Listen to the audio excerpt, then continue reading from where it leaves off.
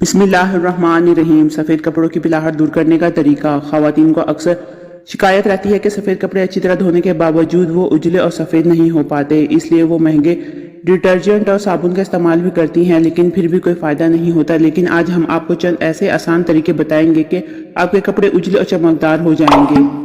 سرکے کا استعمال۔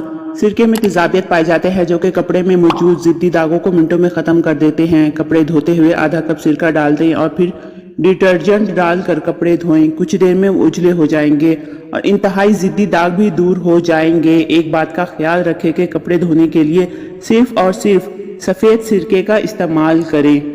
لیمو کے ذریعے۔ لیمو کے اندر بھی یہ خاصیت موجود ہے کہ یہ پرانے سفید کپڑوں کو چمکدار اور تمام کپڑوں سے ضدی داغ ختم کرتا ہے۔ 125 ملی لیٹر لیمو کا رس لے کر اسے انتہائی گرم 8 لیٹر پانی میں ڈالیں اور گندے کپڑوں کو اس پانی میں 1 گھنٹہ تک ڈبو دیں۔ اس کے بعد لیمو والا محلول مشین میں ڈال کر کپڑے دھو لیں۔ ایک بات کا دھیان رکھیں، جو کپڑے گرم پانی میں نہیں دھوئے جا سکتے انہیں اس محلول میں مت ڈالیں۔ ڈسپرین کے ذریعے۔